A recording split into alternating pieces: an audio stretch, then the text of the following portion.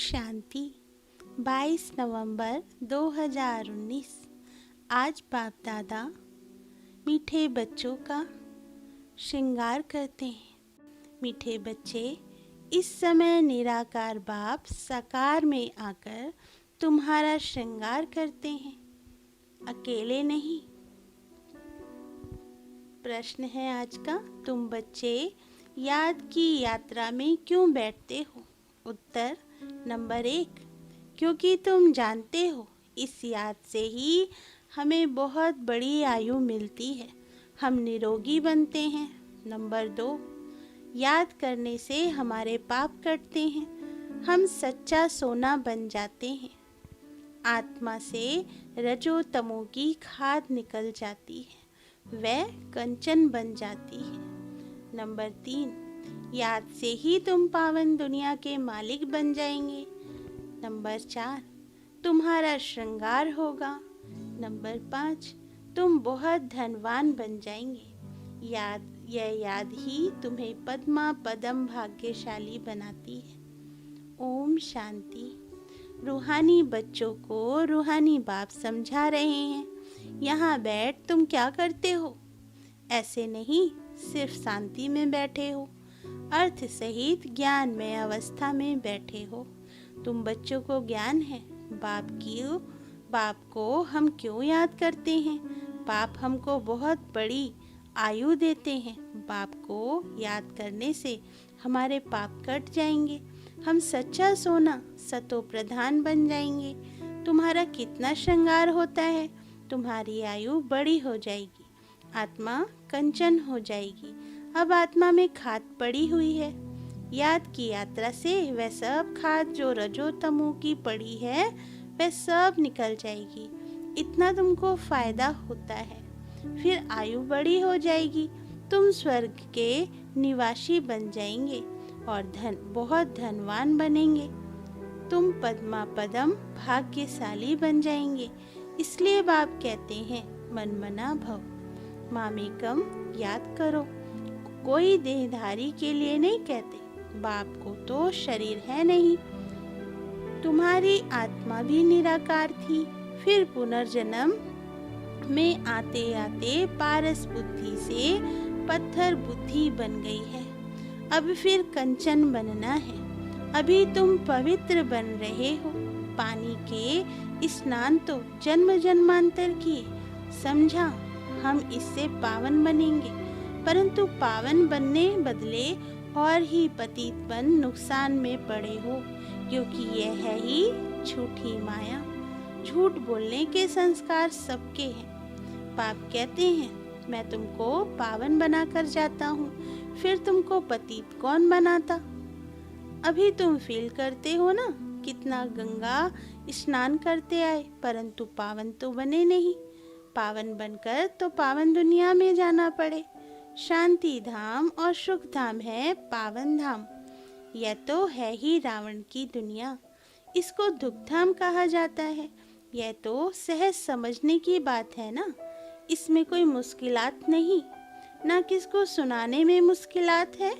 जब कोई मिले तो सिर्फ यह बोलो, अपने को आत्मा समझ बेहद के बाप को याद करो। आत्माओं का बाप है परमपिता परमात्मा शिव। हर एक के शरीर का तो अलग अलग बाप होता है, आत्माओं का तो एक ही बाप है। कितना अच्छी रीति समझाते हैं और हिंदी में ही समझाते हैं। हिंदी भाषा ही मुख्य है। तुम पद्मा पदम भाग्यशाली इन देवी देवताओं को कहेंगे ना, यह कितने भाग्यशाली हैं। ये किसको भी पता नहीं है कि ये स्वर्ग के मालिक कैसे बने। अभी तुमको बाप सुना रहे हैं। इस सहज योग द्वारा इस पुरुषोत्तम संगम युग पर ही यह बनते हैं। अभी है पुरानी दुनिया और नई दुनिया का संगम, फिर तुम नई दुनिया के मालिक बन जाएंगे। अब बाप सिर्फ कहते हैं 2 अक्षर अर्थ सहित याद करो। गीता में है भगवान, अक्षर तो पढ़ते हैं परंतु अर्थ बिल्कुल नहीं जानते। बाप कहते हैं मुझे याद करो, क्योंकि मैं ही पतित पावन हूँ। और कोई ऐसे कह ना सके। बाप ही कहते हैं, मुझे याद करने से तुम पावन दुनिया में चले जाएंगे। पहले पहले तुम सतो प्रधान थे, फिर पुनर्जन्म लेते लेते तमो प्रधान बने हो। अब 84 जन्म बाद फिर तुम नई दुनिया में देवता बनते हो। रचयिता और रचना दोनों को तुम जान गए हो, तो अभी तुम आस्तिक बन गए हो। आगे जन्म जन्मांतर तुम नास्तिक थे, यह बात तो बाप सुनाते हैं और कोई जानते ही नहीं। कहाँ भी जाओ कोई भी तुमको यह बातें नहीं सुनाएंगे। अभी दोनों ही बाप तुम्हारा श्रृंगार कर रहे हैं। अभी दोनों ही बाप तुम्हारा श्रृंगार कर रहे हैं। पहले तो बाप अकेले थे, शरीर बिगैर था, ऊपर बैठ तुम्हारा श्रृंगार कर ना सके। कहते हैं ना, बत 12, 1 और 2 मिलकर 12 होते हैं। बाकी प्रेरणा व शक्ति आदि की बात नहीं, उससे ऊपर से प्रेरणा द्वारा मिल ना सके। निराकार जब साकार शरीर का आधार लेते हैं तब तुम्हारा श्रृंगार करते हैं। समझते भी हैं बाबा हमको सुखधाम में ले जाते हैं। ड्रामा के प्लान अनुसार बाबा बंधायमान हैं, उनको ड्यूटी मिली हुई है। हर 5000 वर्ष बाद आते हैं तुम बच्चों के लिए। इस योग बल से तुम कितने कंचन बनते हो। आत्मा और काया दोनों कंचन बनती है, फिर छीछी बनते हो। अभी तुम साक्षात्कार करते हो। इस पुरुषार्थ से हम ऐसा श्रृंगारा हुआ बनेंगे। वहाँ क्रिमिनल आई होती नहीं तो भी अंग सब ढके हुए होते हैं। यहाँ तो देखो छी बातें रावण राज्य में सीखते हैं। इन लक्ष्मी नारायण को देखो, ड्रेस आदि कितनी अच्छी है। यहाँ सब हैं देह अभिमानी। उन्हों को देह अभिमानी नहीं कहेंगे, उन्हों की नेचुरल ब्यूटी है। बाप तुमको ऐसा नेचुरल ब्यूटीफुल बनाते हैं। आजकल तो सच्चा जेवर कोई पहन भी नहीं सकता, कोई पहने तो उनको ही लूट जाए। वहाँ तो ऐसी कोई बात नहीं, ऐसा बाप तुमको मिला है। इन बिगर तो तुम बन ना सको। बहुत कहते हैं हम तो डायरेक्ट शिव बाबा से लेते हैं, परंतु वह देंगे ही कैसे। भल कोशिश करके देखो, डायरेक्ट मांगो, देखो मिलता है। ऐसे बहुत कहते हैं हम तो शिव बाबा से वर्षा लेंगे, ब्रह्मा से पूछने की भी क्या दरकार है। शिव बाबा प्रेरणा से कुछ दे देंगे। अच्छे अच्छे पुराने बच्चे, उनको भी माया ऐसे चक पहन लेती है, काट लेती है। एक को मानते हैं, परंतु एक क्या करेंगे। बाप कहते हैं मैं एक कैसे आऊं, मुख बिगैर बात कैसे कर सकूं। मुख का तो गायन है ना। गौमुख से अमृत लेने के लिए कितना धक्का खाते हैं, फिर श्रीनाथ द्वारे पर जाकर दर्शन करते हैं, परंतु उनका दर्शन करने से क्या होगा। उसको कहा जाता है बुत पूजा। उनमें आत्मा तो है नहीं, बाकी 5 तत्वों का पुतला बना हुआ है, तो गोया माया को याद करना हो गया। 5 तत्व प्रकृति है ना, उनको याद करने से क्या होगा। प्रकृति का आधार तो सबको है, परंतु वहाँ है सतो प्रधान प्रकृति, यहाँ है तमो प्रधान प्रकृति। बाप को सतो प्रधान प्रकृति का आधार कभी नहीं लेना पड़ता। यहाँ तो सतो प्रधान प्रकृति मिल ना सके। यह जो भी साधु संत हैं, बाप कहते हैं इन सब का उद्धार मुझे करना पड़ता है। मैं निवृत्ति मार्ग में आता ही नहीं हूँ। यह है प्रवृत्ति मार्ग। सबको कहता हूँ पवित्र बनो। वहाँ तो नाम रूप आदि सब बदल जाता है। तो बाप समझाते हैं देखो यह नाटक कैसा बना हुआ है। एक के फीचर्स न मिले दूसरे से। इतने करोड़ों हैं, सबके फीचर्स अलग हैं। कितना भी कोई कुछ करे तो भी एक के फीचर्स दूसरे से मिल ना सके। इसको कहा जाता है कुदरत। वंडर, स्वर्ग को वंडर कहा जाता है ना, कितना शोभनीक है। माया के 7 वंडर, बाप का एक वंडर, वह 7 वंडर्स तराजू के तरफ एक तरफ रखो। यह एक वंडर दूसरे तरफ में रखो तो भी यह भारी हो जाएगा। एक तरफ ज्ञान, एक तरफ भक्ति को रखो तो ज्ञान का तरफ बहुत भारी हो जाएगा। अभी तुम समझते हो, भक्ति सिखलाने वाले तो ढेर हैं, ज्ञान देने वाला एक ही बाप है। तो बाप बैठ बच्चों को पढ़ाते हैं, श्रृंगार करते हैं। बाप कहते हैं पवित्र बनो, तो कहते हैं नहीं, हम तो छीछी बनेंगे। गरुड़ पुराण में भी विषय वैतरणी नदी दिखाते हैं ना, बिच्छू, टिंडन, सर्प आदि सब एक दो को काटते रहते हैं। बाप कहते हैं तुम कितने निधन के बन जाते हो। तुम बच्चों को ही बाप समझाते हैं। बाहर में कोई ऐसा सीधा कहो तो बिगड़ जाएंगे, बड़ा युक्ति से समझाना होता है।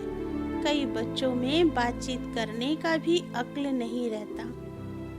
छोटे बच्चे एकदम इनोसेंट होते हैं, इसलिए उनको महात्मा कहा जाता है।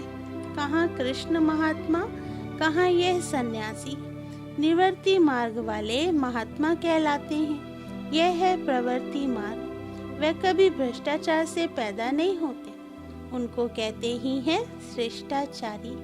अभी तुम श्रेष्ठाचारी बन रहे हो। बच्चे जानते हैं यह बाप दादा दोनों इकट्ठे हैं, यह जरूर श्रृंगार अच्छा ही करेंगे।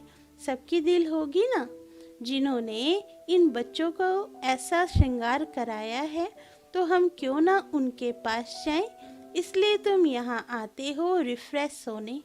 दिल कशिश करती है बाप के पास आने। जिनको पूरा निश्चय होता है वह तो कहेंगे चाहे मारो चाहे कुछ भी करो, हम कभी साथ नहीं छोड़ेंगे। कोई तो बगैर कारण भी छोड़ देते हैं। यह भी ड्रामा का खेल बना हुआ है। फारकती व डायोर्स दे देते हैं। बाप जानते हैं यह रावण के वंश के हैं।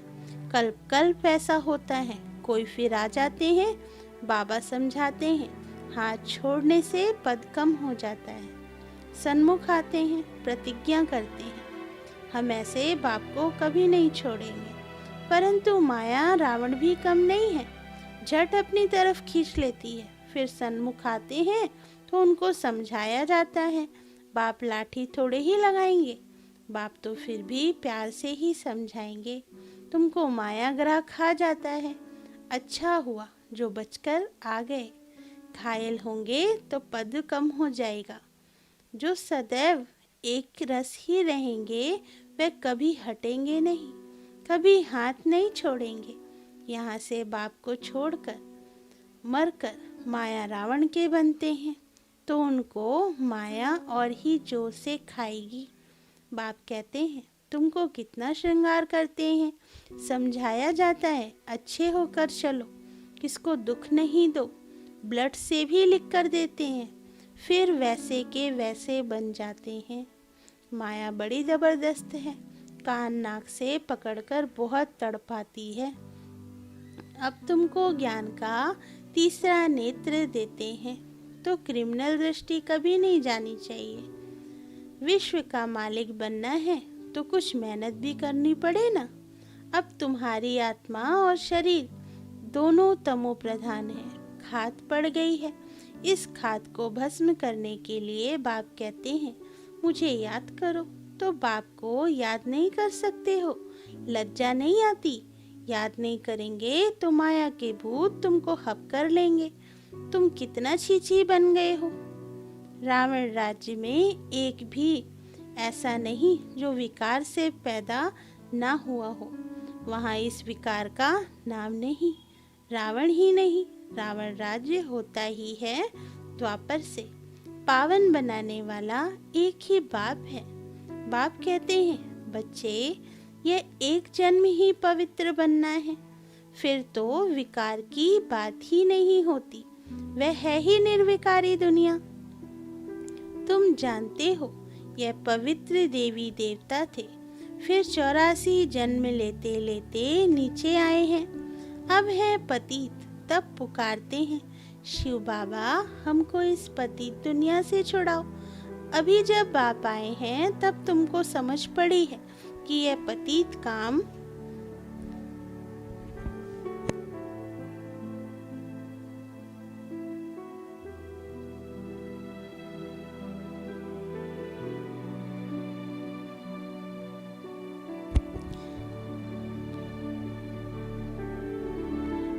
तो तुमको ये समझ पड़ी है कि ये पतित काम है, आगे नहीं समझते थे क्योंकि तुम रावण राज्य में थे। अब बाप कहते हैं सुखधाम चलना है तो छीछी बनना छोड़ो। आधा कल्प तुम छीछी बने हो, सिर पर पापों का बहुत बोझा है और तुमने गाली भी बहुत दी है। पाप को गाली देने से बहुत पाप चढ़ जाते हैं। यह भी ड्रामा में पार्ट है। तुम्हारी आत्मा को भी 84 का पार्ट मिला हुआ है, वह बजाना ही है। हर एक को अपना पार्ट बजाना है। फिर तुम रोते क्यों हो? सतयुग में कोई रोता नहीं। फिर ज्ञान की दशा पूरी होती है तो वहीं रोना पीटना शुरू हो जाता है। मुजीद की कथा भी तुमने सुनी है। यह तो एक छोटा दृष्टांत बनाया है। सतयुग में कोई की अकाले मृत्यु होती नहीं। मुजीद बनाने वाला तो एक बाप ही है। परम पिता परमात्मा के तुम वारिस बनते हो, जो तुमको विश्व का मालिक बनाते हैं। अपने से पूछो, हम आत्माएं उनके वारिस हैं। बाकी जिस्मानी पढ़ाई में क्या रखा है? आजकल तो पतित मनुष्यों की शक्ल भी देखनी नहीं चाहिए, ना बच्चों को दिखानी चाहिए। बुद्धि में हमेशा समझो हम संगम युग पर हैं। एक बाप को ही याद करते हैं और सबको देखते हुए नहीं देखो। हम नई दुनिया को ही देखते हैं। हम देवता बनते हैं, उस नए संबंधों को ही देखते हैं। पुराने संबंध को देखते हुए नहीं देखते हैं। यह सब भस्म होने वाला है। हम अकेले आए थे, फिर अकेले ही जाते हैं। एक ही बार आते हैं, साथ ले जाने। इनको शिव बाबा की बारात कहा जाता है। शिव बाबा के बच्चे सब हैं। बाप विश्व की बादशाही देते हैं, मनुष्य से देवता बनाते हैं। आगे विष उगलते थे, अब अमृत उगलते हैं। अच्छा, मीठे मीठे सिकील दे बच्चों प्रति माता पिता बाप दादा का याद प्यार और गुड मॉर्निंग। रूहानी बाप की रूहानी बच्चों को नमस्ते। धारणा के लिए मुख्य सार। नंबर 1, स्वयं को संगम युगी निवासी समझकर चलना है। पुराने संबंधों को देखते हुए भी नहीं देखना है। बुद्धि में रहे हम अकेले आए थे और अकेले जाना है। नंबर 2, आत्मा और शरीर दोनों को कंचन पवित्र बनाने के लिए ज्ञान के तीसरे नेत्र से देखने का अभ्यास करना है। क्रिमिनल दृष्टि खत्म करनी है। ज्ञान और योग से अपना श्रृंगार करना है। वरदान, बाप की छत्र छाया में सदा मौज का अनुभव करने और कराने वाली विशेष आत्मा भव। जहाँ बाप की छत्र छाया है वहाँ सदा माया से सेफ है। छत्र छाया के अंदर माया आ नहीं सकती। मेहनत से स्वतः दूर हो जाएंगे, मौज में रहेंगे, क्योंकि मेहनत मौज का अनुभव करने नहीं देती। छत्र छाया में रहने वाली ऐसी विशेष आत्माएं ऊंची पढ़ाई पढ़ते हुए भी मौज में रहती हैं, क्योंकि उन्हें निश्चय है कि हम कल्प कल्प के विजयी हैं, पास हुए पड़े हैं। तो सदा मौज में रहो और दूसरों को मौज में रहने का संदेश देते रहो। यही सेवा है। स्लोगन, जो ड्रामा के राज को नहीं जानता वही नाराज होता है। अच्छा, ओम शांति।